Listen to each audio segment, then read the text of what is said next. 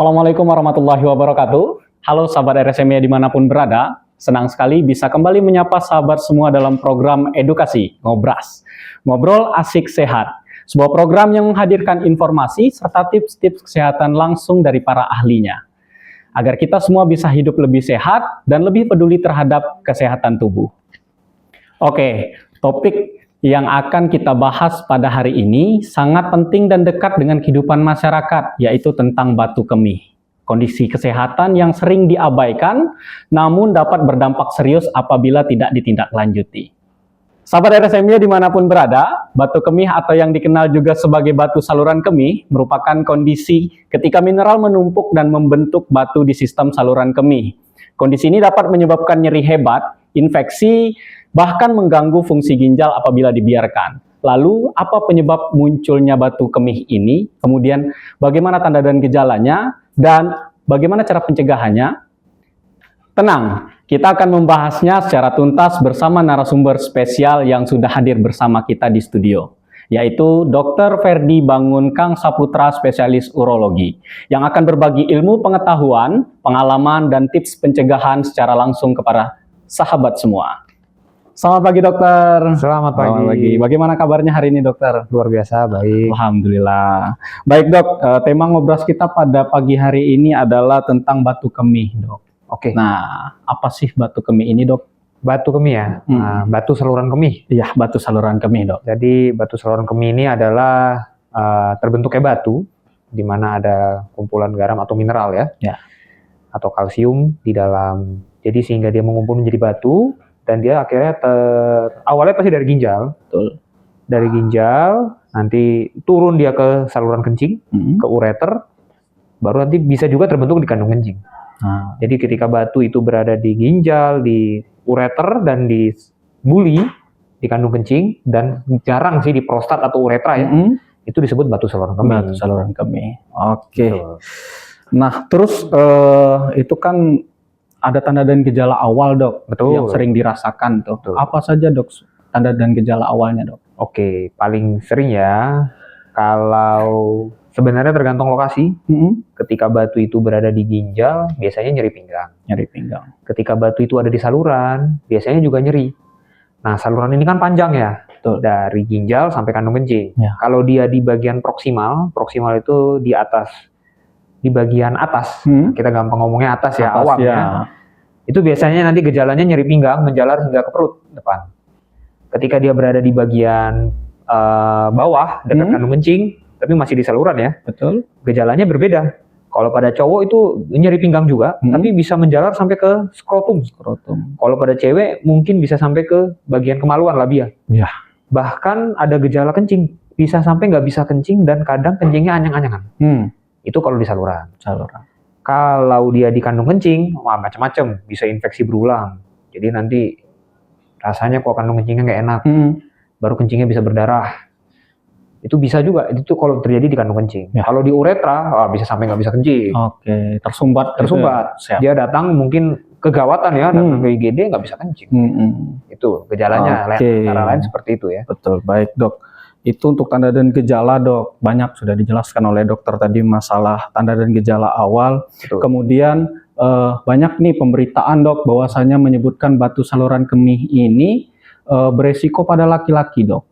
Lebih beresiko pada laki-laki. Apakah benar seperti itu dokter? Secara penelitian ya, kita ngomongnya berdasarkan statistik. Betul. Itu memang pada laki-laki 2-3 kali lebih sering terkena batu. Kenapa? Karena banyak faktor ya. Pertama dari secara metabolisme. Laki-laki kan metabolisme lebih tinggi. Ada hormon testosteron juga, itu membuat salah satu faktor juga.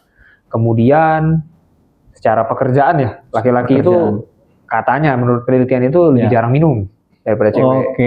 Ya lebih nggak inilah ya. Kerja terus sampai lupa minum. Iya.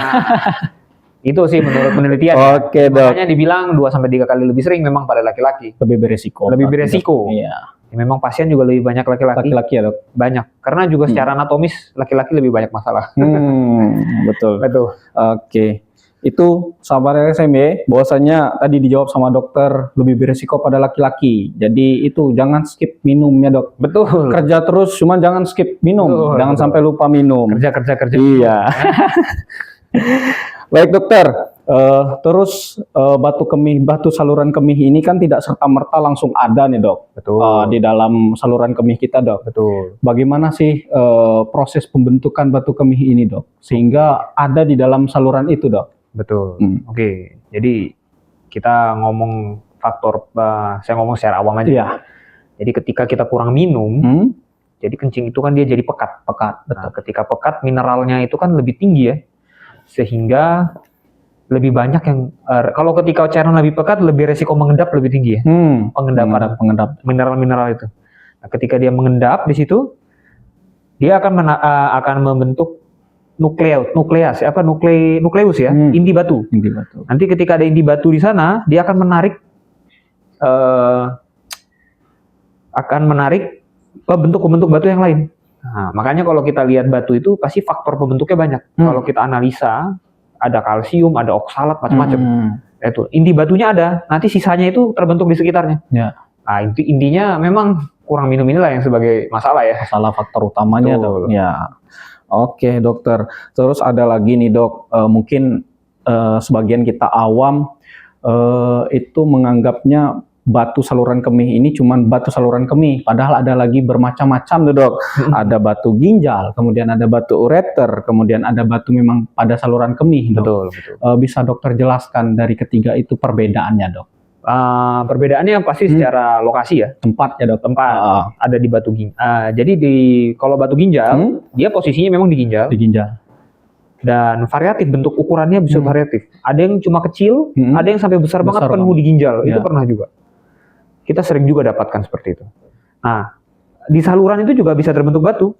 Kalau terjadi gangguan anatomis, misalnya ada penyempitan di saluran di bawahnya, biasanya batu yang dari atas turun tuh nyangkut. Nah, itu bisa nyeri banget. Atau memang ada penyempitan di sana, jadi batu terbentuk di proksimal dari penyempitan. Begitu juga dengan batu kandung kencing. Kalau pada cowok kan kita punya prostat. Betul. Prostat. Dia bisa terbentuk ketika memang kalau kita terjadi prostat, ketika cowok itu punya penyakit prostat, pembesaran prostat, kencingnya terganggu. Ketika kencing terganggu, otomatis endapan di dalam kandung kencing lebih banyak. Jadi urin tidak habis, tidak tuntas dia keluar. Nah, itu bisa terjadi faktor pembentukan batu. Seperti saya bilang tadi, ketika mengendap, terjadilah endapan itu. Nah, itulah jadi faktor pembentuk batu. Salah satunya juga itu. Itu ya, makanya ada 3 tempat itu. Nah, bisa juga migran dari atas turun ke bawah sampai ke uretra. Oh, berpindah ya dok? Berpindah, turun sampai ke tempat yang paling sempit nggak keluar. Nah, itu sering juga. Oke, itu untuk perbedaannya teman-teman, sahabat RSMY. Kemudian dok, batu kemih atau batu saluran kencing ini menyebabkan nyeri hebat. Kemudian anyang-anyangan dok. Betul. Dan pada akhirnya gangguan pada proses berkemih. Betul. Nah, itu penyebabnya apa dok? Kalau kita ngomong penyebab ya, jadi ketika batu itu menyumbat, otomatis kan ginjal akan membesar ya. Kita kalau ngomong namanya ginjalnya bengkak. Ginjal bengkak. Ketika ginjal bengkak, itu kapsul akan meregang, kapsul ginjal. Nah, itu yang akan menyebabkan nyeri. Oke, itu yang nyeri sampai ke pinggang. Nyeri sampai ke pinggang, betul. Belum nanti ureter kan, itu kan barang yang bisa berperistaltik ya. Peristaltik itu dia mengeluarkan cairan kan peristaltik pelan-pelan. Nah, ketika ada batu sumbatan, dia akan meningkatkan peristaltik. Akan jadi nyeri kolik. Seperti itu.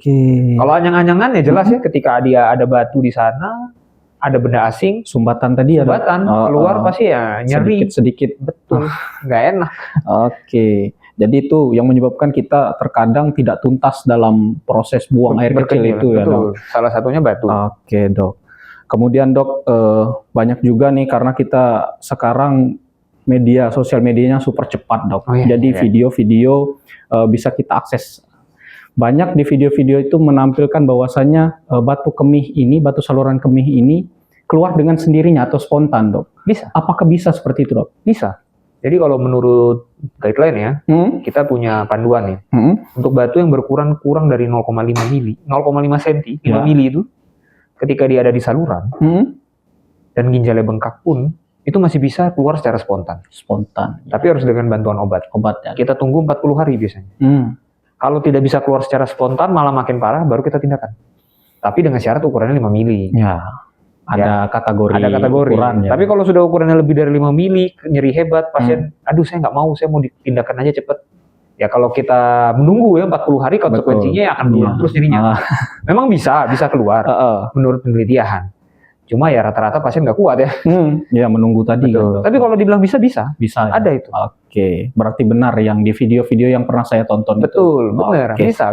Tapi ada kriteria. Kriteria ya dok, mungkin yang ukuran yang kecil ya dok. Betul. Oke dok. Kemudian batu saluran kemih ini dok, apakah bisa menyebabkan komplikasi yang serius dok jika tidak ditangani secara lanjut dok? Oke, kalau komplikasi yang paling parah itu bisa sampai gagal ginjal. Gagal ginjal, cuci darah. Ya. Orang bahasa awamnya ya, cuci darah dok. Yang bagaimana sih yang bisa ketika memang batunya ada di 2 ginjal dan mungkin menyumbat dua-duanya. Dan tidak sedikit, lumayan banyak pasien saya seperti itu. Yang dua-duanya tersumbat. Dan tidak sedikit juga kami bantu dan kami selamatkan dari cuci darah. Fungsi ginjalnya sudah menurun, kami cepat tindakan langsung. Kalau itu biasanya itu kegawatan ya. Kalau di bidang kami segera rilis batunya, kita hancurkan, kita rilis kencingnya, tidak jadi cuci darah. Itu sering. Dan banyak itu pasien yang seperti itu. Ya, dok. Jadi bisa. Itu yang paling parahnya ya. Kalau sudah cuci darah ya, orang awam pun tahu ya. Betul dok. Akan banyak lagi. Betul, karena akan berulang kan? Iya. Dan mereka kalau bisa kita hindari lah. Betul. Karena mengganggu kualitas hidup ya. Iya, sangat-sangat mengganggu kualitas hidup. Baik dokter, kemudian dari batu kandung kemih ini atau saluran kencing ini dok, apakah mulai dari yang awal nih dok, mulai dari yang tingkat keparahannya belum terlalu parah sampai ke yang parah tentunya bisa mengganggu aktivitas sehari-hari kan dok? Jelas. Itu aktivitas yang seperti apa yang biasanya paling dan sangat terganggu dok dari adanya batu ini dok? Yang pasti rata-rata ya pasien saya ketika dia terkena kolik atau nyeri hebat, yang pasti nggak bisa kerja. Ya betul. Bolak-balik ke IGD. Iya. Karena nyerinya saya sih nggak pernah ya. Tapi menurut cerita pasien, skor nyerinya itu sangat tinggi. Kalau kata saya punya pasien perempuan ya, katanya kayak mau melahirkan sakitnya. Sampai ke tahapan itu nyerinya ya dok. Itu nyerinya. Oke, berarti sangat-sangat mengganggu kalau misalkan itu kata pasien. Iya, kata pasien ya dok. Mereka sampai minta-minta, dok kalau bisa secepatnya dok, saya udah nggak kuat. Mereka ngomong begitu kan? Oke. Berarti itu menggambarkan bahwasannya tingkat nyerinya itu memang sangat nyeri ya dok. Iya dok. Terus kita masuk ke proses pengobatan nih dok. Bagaimana proses penanganan pertama, kemudian pengobatan pertama sampai ke penanganan dan pengobatan terakhir pada pasien-pasien yang kandung kemih ini dok. Betul, batu kandung kemih, batu saluran kemih dok. Kalau untuk penanganan yang ada di M Yunus paling ya. M Yunus ya dok. Di M Yunus kita ini termasuk, kalau saya sih takjub ya, provinsi kita ini termasuk provinsi yang sangat care sekali tentang pelayanan pasien, terutama di bidang urologi ya. Urologi. Kita punya semua di sini. Untuk batu-batu kita semua rata-rata minimal invasif. PCNL bisa, jadi langsung masuk ke kamera, langsung masuk ke ginjal untuk menghabiskan batu. URS itu kamera dari bawah naik ke atas, itu kita punya. ESWL kita juga punya, yang nembak batu dari luar. Tinggal tidur doang, nanti tinggal tok pakai gelombang kejut. Habis itu untuk hancurkan batu di kandung kencing kita juga punya stone punch. Lengkap. Laparoskopi untuk batu yang di saluran misalnya terlalu besar 2 cm kita juga punya. Katanya di M Yunus lengkap sekali. Bahkan bisa diadu lah sama luar. M Yunus kalau untuk alat-alatnya lengkap urologi. Urologinya lengkap. Itu sahabat RSME, jadi jangan ragu untuk berobat ke RSUD M Yunus. Tadi dokter sudah menjelaskan bahwasanya untuk segi penanganan, segi pengobatan, Rumah Sakit M Yunus itu sudah banyak fasilitas ya dokter. Betul. Jadi lengkap. Jadi tidak ada alasan lagi untuk kita tidak berobat pada saat kita sudah merasa bahwasanya kita sudah terkena batu pada saluran kemih ini. Betul. Ya, jadi itu sahabat-sahabat RSMY, tidak ada alasan lagi untuk tidak berobat. Fasilitas kita semua lengkap. Jadi bisa ketemu langsung dengan Dokter Ferdi nanti. Betul. Ya. Di poliurologi. Di poliurologi. Nah, kemudian dok, tadi sudah menjawab tentang fasilitas dan pengobatan yang ada di rumah sakit kita, Dok. Sudah sangat lengkap menurut dokter. Kemudian apa sih saran dokter untuk masyarakat penonton Ngobras ini supaya terhindar dari penyakit ini, Dok? Ya, Dok. Oke. Kalau untuk saran secara umum ya, secara umum kami dari semua urolog mungkin akan sama ya. Jangan lupakan minum air putih 1 hari 2,5 sampai 3 liter. Kemudian ada beberapa saran lain sih, terutama dari makanan, kurangi protein dibatasi, garam juga dibatasi. Kalau menurut tata laksananya, garam itu cuma boleh 1 sendok teh per hari. Habis itu protein hanya boleh 1 kepalan tangan. Kemudian daging merah juga hanya boleh 1 kepalan tangan itu. Itu menurut guideline. Cuma kalau mengikuti itu semua, mungkin sahabat-sahabat mungkin nggak bisa makan kali ya. Betul. Akhirnya semua dipantang. Iya, dipantang. Makanya kami cuma sarankan minumlah air putih yang banyak. 1 hari 2,5 sampai 3 liter. Itu pesan kami. Oke, baik. Itu sahabat RSMY, kita sudah diberikan saran dengan Dr. Ferdi bahwasanya sangat penting minum air putih itu. Kemudian tadi untuk makanan yang sudah dijelaskan oleh Dr. Ferdi juga. Menyambung tadi, Dok, tentang makanan dan minuman, Dok. Apakah ada makanan dan minuman tertentu yang bisa membentuk batu ini, Dok? Oh ya. Jadi ada ya yang langsung terbentuk biasanya. Beberapa kali juga kita dapat itu kayak, mohon maaf ya, jengkol ya, Dok. Jangan terlalu berlebihan. Karena itu asam jengkolat itu membentuk kristal. Oke. Dan itu kalau kebanyakan dia jadi batu di dalam tuh. Iya. Kristal batu dia jadi. Ya itu bahkan asam jengkolat ini di buku kita, di buku kita urologi itu yang penulisnya itu khusus orang Indonesia tuh. Dari semua orang luar negeri, cuma dia yang orang Indonesia mengangkat tentang itu tadi. Tentang asam jengkolat. Jadi karena jengkol ini kan khasnya Indonesia ya. Ya. Betul. Boleh makan. Intinya semua boleh dimakan, tapi jangan berlebihan. Secukupnya lah. Ya. Itu aja pesannya.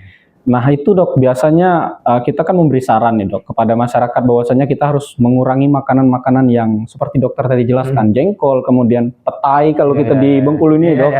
Hobi ya. Petai itu. Kita masyarakat selalu ada pembelaan dengan sebutan bahwasanya mereka kalau misalkan makan makanan yang seperti itu, mereka banyak minum. Penyangkalannya seperti itu, Dok. Banyak minum. Boleh. Apakah boleh seperti itu, Dok? Boleh. Pesannya kami kan yang penting minumnya tercukupkan, makannya jangan berlebihan. Oke. Cuma itu pesan kami. Baik, dokter. Nah, dokter, mungkin kita sudah di penghujung acara nih. Ngobras pada hari ini. Oke. Boleh saya minta closing statement, dokter, mengenai batu saluran kemih ini, kemudian agar bisa memanfaatkan fasilitas yang tersedia di rumah sakit kita ini, Dok, rumah sakit M. Yunus ini, supaya masyarakat dan sahabat-sahabat RSMY dimanapun berada tidak ragu lagi datang ke rumah sakit untuk berobat. Betul. Silakan, Dok. Iya. Jadi saya sudah panjang lebar menjelaskan mengenai gejala batu saluran kemih. Jadi jika ada gejala, datanglah berobat. Segera, lebih baik lebih cepat ditemukan. Batunya tidak besar, tindakannya makin sederhana.